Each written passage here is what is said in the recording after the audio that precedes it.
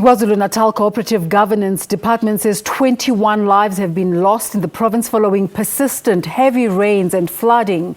Meanwhile, community members have joined the search and rescue team in searching for 4 missing family members in Malven, in the south of Durban. The house is believed to have been washed away by the heavy rains. Our reporter Minoshni Pillay is there. Let's cross to her live right now. Minoshni, when we spoke to you earlier, you were talking about a possible demise of the family members. Has anything been confirmed now?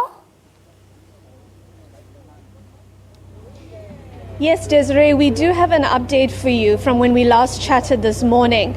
Out of the 3 bodies that remain trapped in the rubble of the home, 1 of the bodies has been found. That's of an adult mother. It is believed that the structure, the outhouse that she was sleeping in with her children, collapsed on them while they were asleep last night.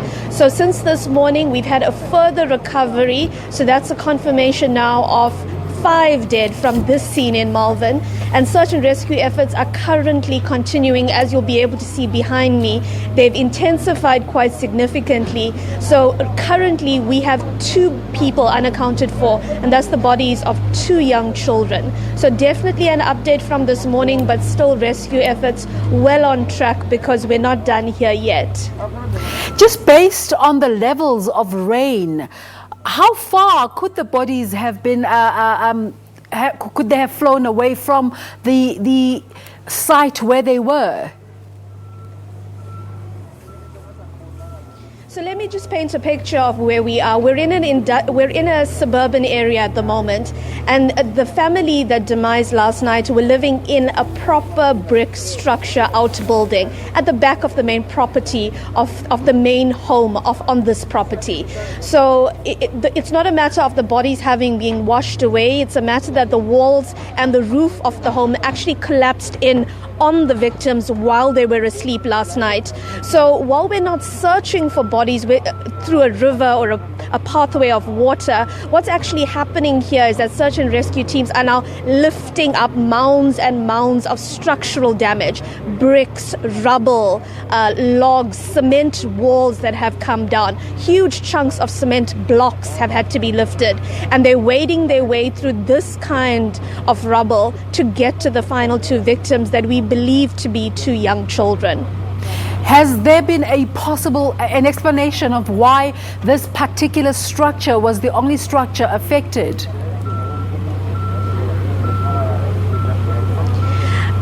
From what we're hearing from neighbors that have come out in their numbers, it's clear from the community here, very few people have made their way to work today, heeding call from paramedics and emergency officials that if you don't need to be on the road, please stay at home. So what neighbors here are telling us is that this is one of several other minor structures that have suffered similar collapses. Potentially this being the worst because of the number that have demised here. But to the best of our knowledge, this was a proper brick outbuilding in a built-up suburban area. So there was no actual anything that made this home different from the others around it. You've spent the morning with some members of the community. Have you been able to get from them in terms of how they were affected and what damage has been caused to their properties? Most community members here are reporting low-lying flooding in their homes, so low levels of water that have managed to creep their way in under doors, and incidents like that.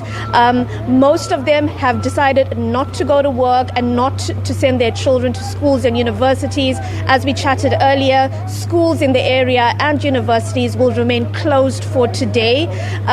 Everybody here, though, seems to have been very emotionally affected by the incidents at this family home.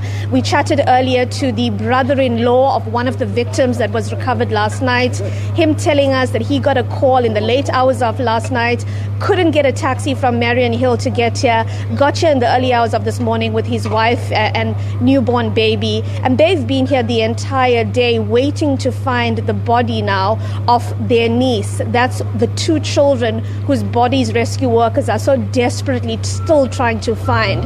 So family is here, community members are here, and I think more than the destruction, the rains have brought, they're emotionally upset and emotionally traumatized by what they've witnessed here this morning.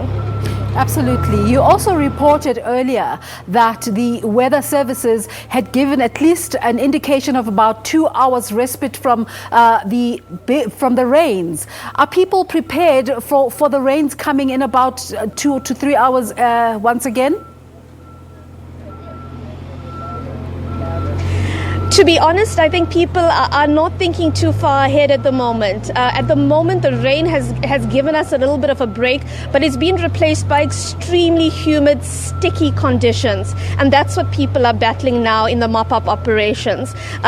Like you say, the weather services say that rain is due to continue not just today, but a 60% chance of rain is expected over the greater eThekwini municipality tomorrow, with us only getting a break on Thursday. So I think it's going to be a long few days and a few, sleepless nights for community members that are seeing this kind of destruction from the heavy rainfall. Minoshni, you're a journalist, but you're also human, and you're reporting on floods, but there's also loss of lives. How has this morning been for you?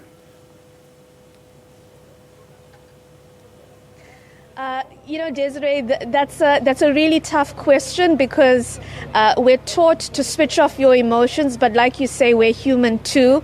That is easier said than done. I think, for my colleague Raymond and myself, it's about doing the job to the best of our ability, still being very cognizant of the family that we have. You must remember we're speaking to family members that have lost loved ones and are deep, deep in grieving, at the start of the grieving process. But we still have a job to do. So I think it's a little bit of a juggling act, a fine balance, but we'll aim to do the best to bring you the latest information. And you've really been helpful. Thank you so much for that latest update, Minoshni Pillay.